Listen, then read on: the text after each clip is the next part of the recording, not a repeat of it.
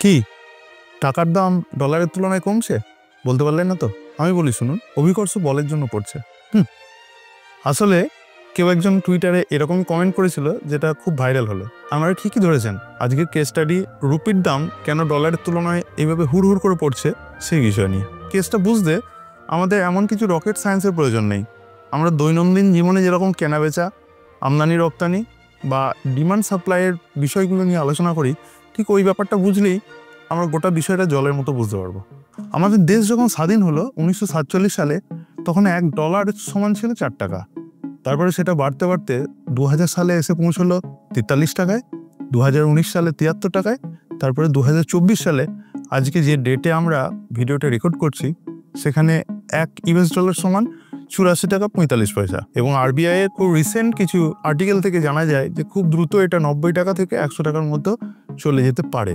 আসলে কি কারণে এই দ্রুত গতিতে রুপির দাম হুড় করে পড়ছে সেই বিষয়ে কেস স্টাডি করতে গেলে আমরা ভিডিওটিকে মূলত দুটো ভাগে ভাগ করব। প্রথম ভাবে জেনে নেব যে কেন রুপির দাম কমছে, আর দ্বিতীয় ভাগে জানবো যে আমরা কিভাবে আমাদের ইকোনমিকে বুস্ট আপ করে আমাদের রুপির দামকে বাড়াতে পারি, অর্থাৎ রুপি এবং ডলারের যে গ্যাপটা আছে সেটাকে কমাতে পারি। প্রথমত আমরা খুব ভালো করেই জানি যে কোনো একটা বস্তুর দাম বাড়ে বা কমে তার ডিমান্ড এবং সাপ্লাইয়ের ওপরে। এখন বর্তমান পরিস্থিতিতে গোটা পৃথিবীতে এই ডলারের এতটাই ডিমান্ড হয়ে গেছে, সেই কারণে এর দাম কিন্তু বাড়তে থাকছে।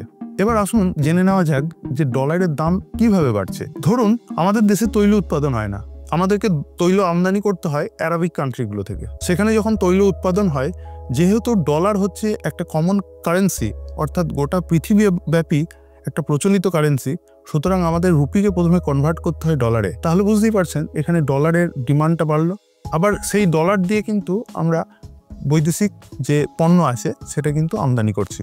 এবার আসুন চলে আসি আমদানি এবং রপ্তানি কিভাবে নির্ভরশীল হয়। আসলে কোনো একটা বস্তু ধরুন চায়না বা ভিয়েতনামে উৎপাদন হয়, এবার সেক্ষেত্রে আমাদের এই দেশে সেই পণ্যটা যখন বিক্রি হবে, আমাদের এখানে যদি উৎপাদন না থাকে এবং সেই পণ্যের যদি ডিমান্ড বেশি থাকে, তাহলে অবশ্যই কিন্তু সেই পণ্য আমাদের সেখান থেকে আমদানি করতে হবে। আর ঠিক একই পদ্ধতিতে আমাদের এখানে রুপিকে প্রথমে ডলারে কনভার্ট করতে হবে এবং সেই দেশ থেকে কিন্তু সেই ডলার অ্যাপ্লাই করে পণ্যটাকে আমদানি করতে হবে। তাহলে এখানেও কিন্তু ডলারের একটা ডিমান্ড রয়েই গেল।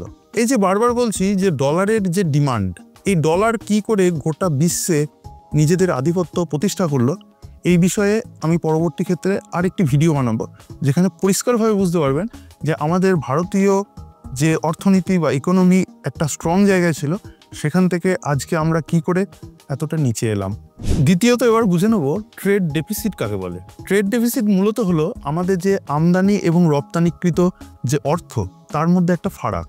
অর্থাৎ আমরা ধরুন কোনো একটা বস্তু বিদেশ থেকে কিনলাম, সেখানে আমাদের যে পরিমাণ অর্থ বিনিয়োগ করতে হলো, আবার উল্টো দিকে যখন আমরা দেশ থেকে কোনো একটা বস্তুকে বিদেশে রপ্তানি করি তখন যে পরিমাণ অর্থ আমরা পেলাম, তাহলে সেই দুটোর ক্ষেত্রে একটা যে গ্যাপ, সেটা কি বলে ট্রেড ডেফিসিট। আমাদের রিজার্ভ ব্যাংকের ডেটা অনুসারে গত বছর 2023-এর নভেম্বর থেকে বর্তমানে 2024-এর নভেম্বর পর্যন্ত 37.8 বিলিয়ন মার্কিন ডলার একটা ট্রেড ডেফিসিট রয়ে গেছে। পক্ষান্তরে আমরা যদি দেখি যে চায়না হলো কিন্তু একটা ট্রেড সারপ্লাস কান্ট্রি, অর্থাৎ চায়নায় এত পরিমাণের ম্যানুফ্যাকচারিং হচ্ছে এবং তারা বিদেশে এত পরিমাণে জিনিস রপ্তানি করছে, তার ফলে কিন্তু তাদের আমদানির তুলনায় রপ্তানির পরিমাণ বেশি থাকছে। আবার তেমনি ইউএস এর ক্ষেত্রেও বিষয়টা একই, তাদেরও ট্রেড সারপ্লাস রয়েছে। সেই কারণে দেখা যাচ্ছে যে তারা কিন্তু ইকোনমিক্যালি আমাদেরকে ডমিনেট করছে।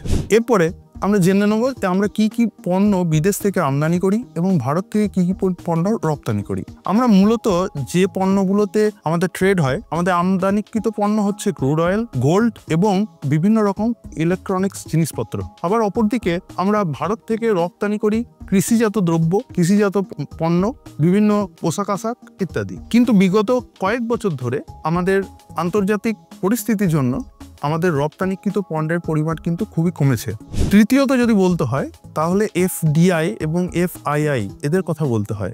আমরা এফডিআই সম্বন্ধে কি জানি যে ফরেন ডাইরেক্ট ইনভেস্টমেন্ট, অর্থাৎ ভারতবর্ষে যদি কোনো একটা পণ্যের কারখানা তৈরি হয় তাহলে বিদেশ থেকে বিভিন্ন ইনভেস্টররা সেখানে অর্থ বিনিয়োগ করেন। আবার তেমনই আমাদের যে শেয়ার মার্কেট রয়েছে সেখানেও যে ফরেন ইনস্টিটিউশনাল ইনভেস্টররা রয়েছেন তারাও কিন্তু আমাদের বিভিন্ন কোম্পানিগুলোতে শেয়ারের মাধ্যমে বিনিয়োগ করছেন। কিন্তু গত অক্টোবর মাসে দেখা গিয়েছে যে এখনো পর্যন্ত প্রায় 80,000 কোটি টাকার কাছাকাছি ফরেন ইনভেস্টররা কিন্তু আমাদের মার্কেট থেকে তুলে নিয়েছে। তাহলে এক্ষেত্রে বোঝা যাচ্ছে যে আমাদের এখানকার মার্কেট থেকে টাকা তুলে নেওয়া মানে এখানকার টাকা বিক্রি করে তারা কিন্তু ডলারে সেটাকে কনভার্ট করেছে এবং সেটা অন্য কোথাও বিনিয়োগ করেছে। এর ফলে কিন্তু আমাদের রুপির মূল্য সেটা কিন্তু কমতে থাকছে। চতুর্থত আমি যে কারণটিকে রাখবো সেটা হচ্ছে আমরা দেখতে পাচ্ছি বিগত বেশ কয়েক বছর ধরে গোটা পৃথিবীতে একটা যুদ্ধ টেনশন লেগেই আছে। প্রথমত ইউক্রেন রাশিয়ার টেনশন, তারপরে ইসরায়েল এবং যে মিডল ইস্টের যে সমস্ত দেশগুলি রয়েছে যেমন সিরিয়া, প্যালেস্তাইন, এই সমস্ত জায়গায় একটা টেনশন লেগে রয়েছে বিগত 2 বছর ধরে। আবার পক্ষান্তরে আমাদের এশিয়া মহাদেশের মধ্যে চীনের সঙ্গে ভারতের বা চীনের সঙ্গে তাইওয়ানের কিন্তু একটা টেনশন সবসময় রয়ে গেছে। এর কিন্তু একটা বড় প্রভাব আমাদের অর্থনৈতিক বাজারে পড়ছে। পঞ্চমত যে কারণটি সব থেকে গুরুত্বপূর্ণ বলে আমার কাছে মনে হয়, যার জন্য বিগত 2 থেকে 3 মাস ধরে আমাদের এই রুপির দাম ডলারের তুলনায় কমে যাচ্ছে, সেটি হলো বেশ কয়েকদিন আগে সম্প্রতি আমেরিকাতে তাদের প্রেসিডেন্ট নির্বাচন হলো এবং প্রেসিডেন্ট নির্বাচনে বিপরীত দিকে যে প্রতিপক্ষ ছিলেন ডোনাল্ড ট্রাম্প, তার 3টে যে প্রতিশ্রুতি তিনি দেশবাসীর কাছে দিয়েছিলেন তার জন্য কিন্তু আরবিআইকে প্রেস রিলিজ করতে হয়েছিল যে আমাদের রুপির দাম কিন্তু কমতে পারে। প্রথমত তিনি কি বললেন, সেই দেশের নাগরিকদের ট্যাক্সের পরিমাণ কিন্তু প্রচুর পরিমাণে কমিয়ে দেওয়া হবে। দ্বিতীয়ত হলো যে H1B যে ভিসাটা রয়েছে যেটার মাধ্যমে আমাদের ভারত থেকে প্রচুর পরিমাণের আইটি বলুন, ডক্টর বলুন এবং এখান থেকে প্রচুর পরিমাণে মানুষজন ওখানে গিয়ে যে সাবলীলভাবে স্বাচ্ছন্দ্যে জীবনযাপন করেন এবং সেখান থেকে ডলার ইনকাম করে আমাদের দেশে পাঠান, সেই ব্যাপারে তিনি কিন্তু রেস্ট্রিকশন করতে চলেছেন। সেটা শুধুমাত্র ভারতের ক্ষেত্রে নয়, গোটা বিশ্বের ক্ষেত্রেই তিনি করতে চলেছেন। আর তৃতীয়ত যেটা হলো ইম্পোর্ট করা যে সমস্ত জিনিসপত্র রয়েছে, অর্থাৎ সেই দেশে আমদানি করা যে সমস্ত জিনিসপত্র রয়েছে তার উপরে ট্যাক্সের পরিমাণ কিন্তু আরও বাড়াতে চলেছেন। তিনি কোনো একটি ভিডিওতে বলেছিলেন যে প্রায় 100% ট্যাক্স করবেন। এর ফলে কি হলো, এর ফলে সেখানকার যে সমস্ত দেশীয় কোম্পানিগুলো রয়েছে তাদেরকে বুস্ট আপ করার জন্য যে বস্তুগুলো বিদেশ থেকে রপ্তানি করা হতো সেইগুলো সেখানেই তারা ম্যানুফ্যাকচার করার জন্য কারখানা করার চিন্তাভাবনা রাখছে। এর ফলে কি হলো, এর ফলে ভারতবর্ষে যে পরিমাণ ডলার বিদেশ থেকে আমদানি হতো সেটা কিন্তু একবারে মুখ থুবড়ে পড়বে বলে একটা শঙ্কা করা যাচ্ছে। এরপর শেষমেশ আমি যে কারণটিকে রাখবো সেটি হলো বৈদেশিক পর্যটক। বিদেশ থেকে আমাদের এই ভারতবর্ষে বিভিন্ন ভৌগোলিক পরিবেশে ঘুরতে প্রচুর পরিমাণে মানুষজন আসতো, কিন্তু দেখা যাচ্ছে যে ভারতবর্ষে প্রচুর পরিমাণে অর্থ এখানে খরচ করার পরেও তারা হয়তো অনেক জায়গায় অভিযোগ পাওয়া যাচ্ছে ঠিক সঠিক মানে পরিষেবা পাচ্ছে না। সেই জন্য তারা ভারত থেকে বিকল্প বিভিন্ন দেশে চলে যাচ্ছেন। এর ফলে বিগত অর্থবর্ষে প্রায় 18 বিলিয়ন মার্কিন ডলার কিন্তু ভারতের ক্ষতি হয়েছে। সর্বমোট আমি যদি একটা সংক্ষিপ্ত আকারে বলি যে যদি এই সমস্ত ঘটনাগুলো দিনের পর দিন চলতে থাকে তাহলে কিন্তু খুব দ্রুতই রুপি কিন্তু 100 টাকার কাছাকাছি $1 পৌঁছে যাবে। তাহলে সেক্ষেত্রে কিন্তু আমাদের আর্থিক পরিস্থিতি আরও খারাপের দিকে যেতে পারে। এবার চলুন আলোচনা করে নেওয়া যাক যে কীভাবে আমরা এই পরিস্থিতি থেকে বেরিয়ে আসতে পারি। আমাদের মধ্যে যারা শেয়ার মার্কেটের সঙ্গে যুক্ত তারা দেখে থাকবেন যে বিগত অক্টোবর মাসে চায়না একটা নতুন পলিসি নিয়ে আসে এবং সেই পলিসিতে তারা বিদেশি বিনিয়োগকারীদের জন্য বিভিন্ন রকম অফার রেখে দেয় এবং তাদের যে বিজনেস পলিসি তার মধ্যে বেশ কিছু চেঞ্জেস নিয়ে আসে। এর ফলে হঠাৎ করে দেখা যায় যে ভারতীয় যে শেয়ার মার্কেট রয়েছে সেখান থেকে প্রচুর পরিমাণে অর্থ এফআইআইরা এখান থেকে তুলে নিয়ে গিয়ে চায়না মার্কেটে ইমপ্লিমেন্ট করেন।